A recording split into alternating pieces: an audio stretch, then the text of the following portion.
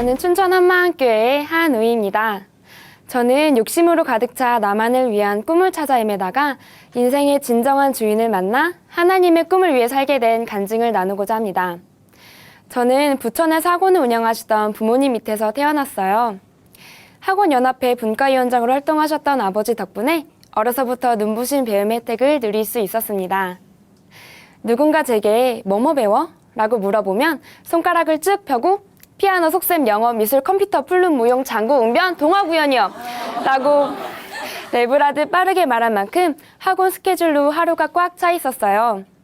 폭풍 스케줄을 소화해내는 것은 힘들기도 했지만 앞에서 가르쳐 주시는 선생님을 바라보며 미래의 내 모습을 상상하는 것은 참 재미있었어요. 하루는 무용 선생님이 되었다가 또 하루는 영어 선생님. 이렇게 인형 옷 갈아입히듯 내게 걸맞는 꿈이 무엇일까를 생각했고 선생님들처럼 멋지고 훌륭한 사람이 돼야겠다 다짐했어요. 중학생이 된 후부터는 보고 듣는 세계가 넓어지다 보니 꿈도 다양해지더라고요. 기상캐스터, 정신과 의사, 상담사 등 제 성향과 연관시키며 꿈을 꾸기도 했지만 바닷속에 집을 짓고 도로를 내서 차를 끌고 다니면 어떨까? 라는 밑도 끝도 없는 상상력을 발휘하여 건설에 관심을 갖기도 했습니다. 그러던 어느 날 교회에서 아픈 사람에게 침을 놔주시는 한 지체분을 보게 되었는데요. 아무 대가도 바라지 않고 누군가를 위해 봉사하시는 모습이 너무나 멋있어 보이더라고요. 그 순간 이거다. 나 한의사 돼야겠다. 결심하게 되었습니다. 꿈도 확실히 정했겠다. 공부에만 매진하며 할 수 있는 최선을 다했지만 성적은 제가 노력한 만큼 나오지 않더라고요. 한의사 선생님을 만나 상담을 하던 중 선생님께서는 물리치료사라는 직업을 추천해 주셨어요. 집에 와서 찾아보니 물리치료란 신체적인 불편을 느끼는 사람을 대상으로 물리치료적 중재를 통하여 손상된 기능을 회복시키거나 장애를 최소화시키는 의학적인 전문 영역이다. 이렇게 나와 있는 거예요. 눈부신 직업이다 생각하며 수능을 마치고 물리치료학과를 써서 대학에 진학하게 되었습니다. 저는 제 선택에 자부심이 있었어요. 다른 사람들은 성적에 맞추어 아무 학과나 지원할 때 저는 제가 원해서 왔으니 남들보다 원하는 꿈에 빨리 도달하고 멋진 인생을 살 수 있을 거라 생각했거든요. 그런 저와는 달리 어른들께서는 멀리 떨어진 곳에 간다는 이유로 제가 망가질까 염려하시더라고요. 안심을 시켜드리지 못하면 제가 뭘 하든 자유롭지 못할 것 같았어요. 제 역량을 마음껏 펼치기 위해서는 확실한 방패막이가 필요하겠다 생각했어요. 그래서 신입생 OT 때 벌어지는 술자리에서 교회를 다니기에 술을 안 마신다고 말씀드렸고 동기들 몇 명과 작은 교회 예배를 드리기도 하면서 신실한 신앙인의 모습을 갖추었어요. 우러나오는 마음이 아닌 하나의 의무감으로서 신앙생활을 하려니 힘들기도 했지만 어른들께서는 이런 저의 모습을 보시고는 마음을 놓으시더라고요. 신앙적인 부분은 어느 정도 됐으니 이제부터는 꿈을 찾아 달리자 라는 생각으로 학교 생활에 집중했습니다. 보건계열 특성상 선후배 관계가 뚜렷하여 잦은 모임이 있었는데요. 좋은 물리치료사가 되려면 대인관계가 좋아야 한다는 이야기를 듣게 되었어요. 또한 환자와의 관계가 중요하기 때문에 사교성과 인내심, 봉사정신이 갖춰져야 한다고 하시더라고요. 이 모든 것은 다양한 경험으로부터 나온다 생각했고 그때부터 저의 스펙타클한 활동은 시작되었습니다. 철도대장정을 기점으로 드라마 엑스트라, 4박 5일간의 무전여행, 다문화가정 멘토, 학술부장, 다도클럽 등 다양한 활동을 했고 교수님의 추천으로 보건복지부에서 주관하는 동아리 사업을 맡아 부회장으로 일을 하기도 했어요. 또 활동 비용을 위해 도서관 사서 아르바이트를 하기도 했지요. 눈코 뜰 새 없이 바쁜 가운데 과제까지 하려니 책상에서 잠들기 일쑤였지만 뭔가 꿈을 향해 미친 듯이 달리는 것 같아 뿌듯했어요. 주변에서는 이런 저를 보며 대단하다, 열정적이다, 뭐라든 성공하겠다 하며 제게 엄지를 펴 보였는데요. 저는 성이 안 차더라고요. 그래서 이젠 시야를 넓혀 해외로 나가보자 라는 생각에 국제 워크 캠프 기구를 통해 일본으로 봉사활동을 하러 가게 되었습니다. 저는 그곳에서 외국인 친구들을 만나 다양한 활동을 하게 되었는데요. 이 친구들과 이야기를 하다 보니 저마다 꿈을 향한 계획이 너무나 구체적이고 체계적인 거예요. 그저 물리치료사가 돼야겠다 생각했던 저와는 너무나 달랐어요. 신선한 충격을 받았고 꿈에 대해 더욱 진중하게 생각하는 계기가 되었습니다. 이러한 경험을 바탕으로 교수님과 상담을 하던 중 물리치료 분야에 국제 강사라는 직업이 있다는 것을 알게 되었어요. 그 순간 한의사의 눈이 떠졌을 때처럼 이거다 싶었어요. 그 후 국제 강사로 활동하시는 선생님을 만나 이야기를 나누며 이 길이 나의 길임을 확신하게 되었고 꿈을 이루기 위한 실천 방안도 세우게 되었습니다.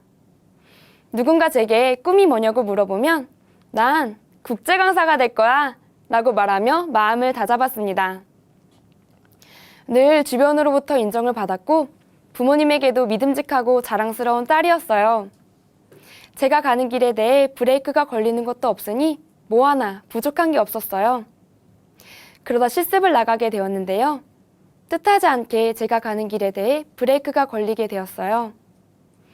제가 실습했던 병원은 큰 규모의 병원으로 나름 물리치료사로서 좋은 위치에 계신 선생님들이 근무하고 계셨어요. 기대하는 마음으로 실습에 임하게 되었는데 제 눈엔 환자를 치료하는 과정보단 선생님들의 힘들고 지친 모습이 보였어요.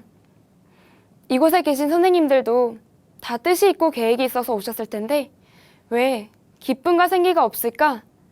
라는 생각이 들더라고요. 그리고 환자분들 중에 나이가 지긋이 드신 어른들이 계셨는데 살아서 뭐해? 아무것도 없어. 그냥 빨리 죽었으면 좋겠어. 하시며 인생의 허무함에 대해 말씀하시는 거예요. 그 순간 저의 미래를 그려보게 되었어요. 내가 아무리 잘 알아보고 계획해서 내가 원하는 길을 갔다고 치자. 나는 상황과 환경에 상관없이 기뻐할 수 있을까? 만약에 내가 원하는 꿈을 이뤘는데 기쁘지가 않다면? 다 했는데 이분들처럼 허무하다 느낀다면? 자신이 없더라고요. 제겐 굉장한 충격이었어요. 마치 사막 한복판에서 신기루를 만난 것 같았어요. 저 멀리 보이는 행복이라는 오아시스를 바라보며 저기까지만 가자. 조금만 더 가면 시원한 물을 마실 수 있을 거야. 하면서 정신없이 달려왔는데 가까이 다가와 보니 아무것도 없는 거예요. 허상인 거예요. 제가 꾸던 꿈이 신기루였던 거예요. 목사님께서 예수님 없는 인생은 아무리 멋지고 화려해 보일지라도 다 꽝이라고 하신 말씀이 진짜더라고요. 저는 어려서부터 교회에서 말씀을 들었기 때문에 귀를 파면 부활이라는 글자가 나오겠다 싶은 만큼 부활의 말씀을 많이 들었고요. 복음은 너무나 잘 알고 있다고 생각했었어요. 그리고 해당되는 말씀은 암송하고 있었고 예수님은 나의 주인이십니다 라는 고백은 수백 번 한 것 같아요. 이런 제게 문제가 되는 것이 있었는데요. 그건 제가 알고 있는 건지 아니면 믿고 있는 건지 분간이 안 된다는 것이었어요. 자꾸만 교회에서는 아는 것과 믿는 것은 다르다고 하시는데 저는 제가 알고 있는지 믿고 있는지조차 모르겠으니까 하나님께 많이 엎드렸어요. 하나님, 우리 교회 사람들이 확신에 차서 말하는 것처럼 저도 자신 있게 확실히 믿고 있나라고 말하고 싶어요. 제게도 비춰주세요. 그런데 결국 안 되더라고요. 해결되지 않는 질문을 가슴에 묻어둔 채 신앙생활은 이제 왔어요. 이런 제가 병원 실습을 통해 이 세상의 실상을 보게 되니 하나님께 엎드려야겠다는 생각밖에 안 들었어요. 그래서 여름방학 때 계획했던 일을 접어두고 하나님께 집중했어요. 예배로 시작해서 예배로 끝나는 하루하루를 살던 어느 날 중고등부 수련회에 참석하게 되었는데요. 전도사님께서 누가복음 11장 13절 말씀을 찾아주시면서 우리의 힘으로는 할 수 없고 성령님을 간절히 의뢰한다고 말씀해 주셨어요. 그래, 내가 지금껏 잘하고 있다 생각했던 모든 것을 내려놓고 성령님께 의뢰하자. 낮고 간절한 마음으로 엎드렸어요. 중고등부 수련회가 시작되었고 먼저 학생들을 위해 기도했어요.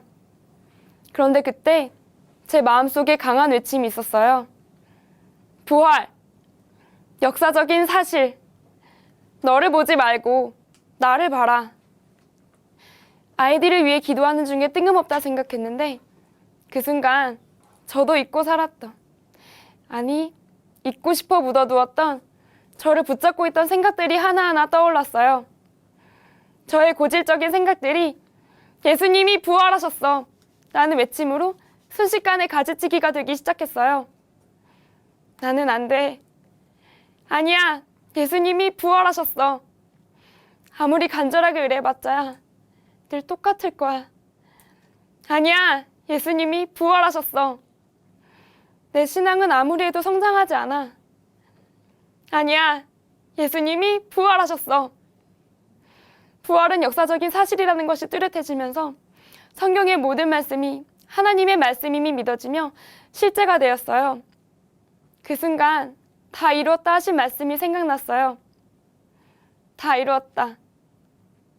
부활이 사실이면 다 이루었다 하신 말씀도 사실인데 그럼 이미 예수님 안에 있는 참 기쁨, 참 평강, 참 자유, 이 모든 게 다 내 건데 내가 그토록 찾던 기쁨과 행복을 이미 주셨는데 나는 지금까지 무슨 짓을 한 건가?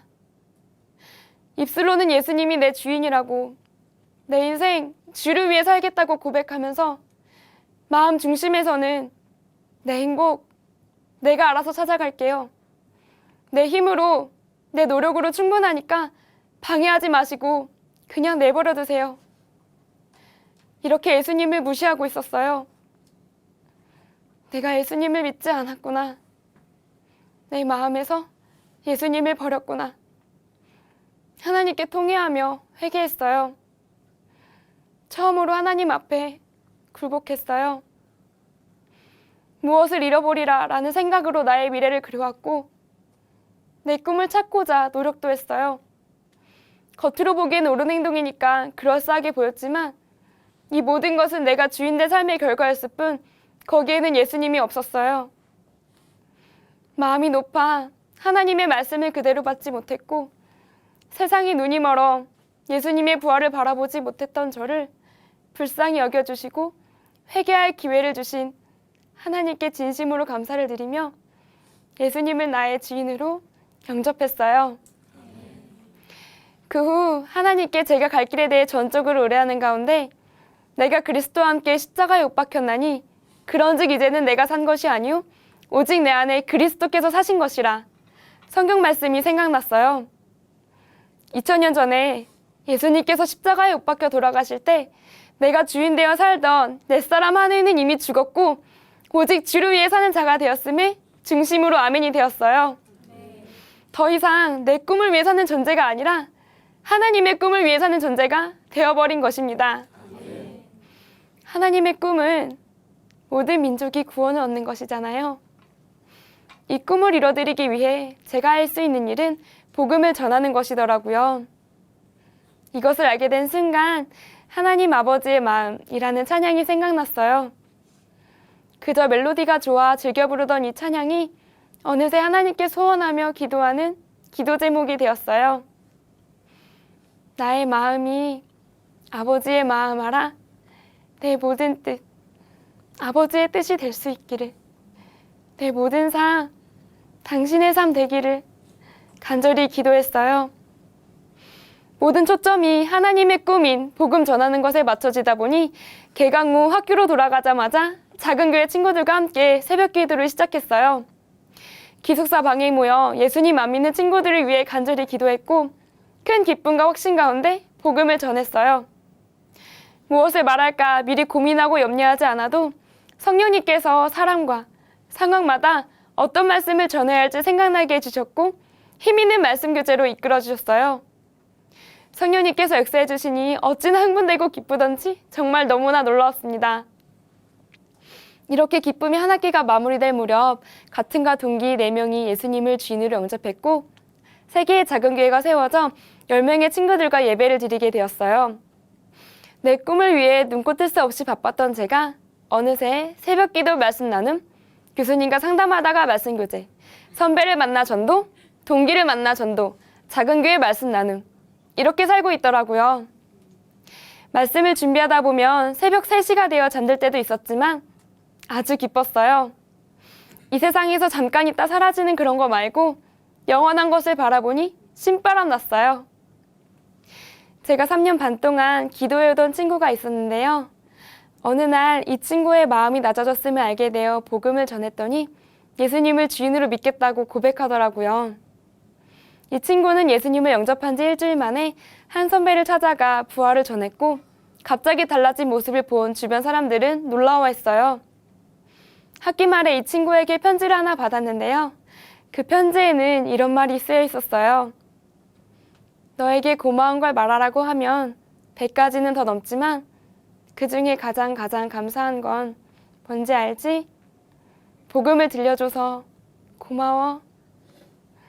이 부분을 읽는데 어찌나 감격이 되고 눈물이 나던지 저는 이 순간을 잊을 수가 없습니다. 저도 이렇게 기쁘고 감사한데 하나님께서는 얼마나 기뻐하실지 생각하니 가슴이 벅찼습니다. 하나님의 꿈을 위해 사는 이 삶이 정말 제가 사는 이유였습니다. 또 한 가지 놀라운 일이 있었는데요. 하나님께서 5개 학과가 모여 연합 예배를 드릴 수 있는 길을 열어주셨다는 거예요. 다른 학과 조교님과 저와 작은 예배를 드리던 한 선배가 캠퍼스에서 예배를 드리는 학생들이 한 곳에 모여 다 같이 예배를 드렸으면 좋겠다는 생각하에 연합 예배를 기획하게 되었고 제게 말씀 전하는 것을 제안하셨어요. 저는 바로 그렇게 하겠다고 말씀드렸습니다. 50명에 가까운 학생들이 참석한 가운데 복음을 전했고 다 같이 한마음 한뜻이 되어 캠퍼스 복음화를 위해 기도했어요. 이 캠퍼스 전체가 복음으로 말미암아 변화될 것을 생각하니 가슴이 벅차올라 감동의 눈물만이 흘렀어요. 복음의 씨앗이 뿌려졌으니 하나님께서 반드시 거둬주실 것을 확신합니다. 내가 주인되어 내 힘으로 꿈을 이뤄보려고 할 땐 조그만 시험 하나에도 부담감과 공포감에 힘들어하던 제가 내 인생은 주님의 것입니다. 고백한 후부터는 시험에 대해 자유해지더라고요. 할 수 있는 최선의 노력은 다하되 결과는 주님께 맡겼어요. 그렇다 보니 물리치료 면허를 따기 위한 국가고시도 기쁜 마음으로 준비할 수 있었고 그 결과 합격했습니다. 이제 저는 대학을 졸업하고 취업을 앞두고 있어요. 예전 같으면 세상적인 가치관에 따라 돈, 명예, 근로조건 등을 따지며 눈에 불을 켜고 제가 갈 곳이 어딘가 찾기 바빴을 거예요. 하지만 저는 지금 하나님께 간절히 기도하고 있어요. 내 욕심과 가치관에 의한 취업이 아닌 이 생명의 복음이 빨리 번질 수 있는 곳으로 보내달라고요.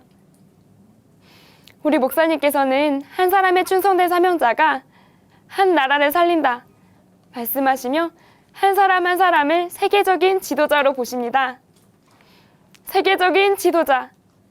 이 말을 들을 때마다 가슴이 설레고 벅찹니다. 나는 문제 없다.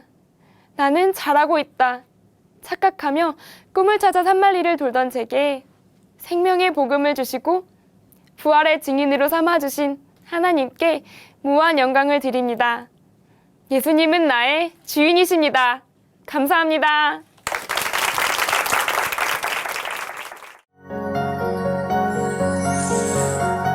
세계선교회 중심 채널, C 채널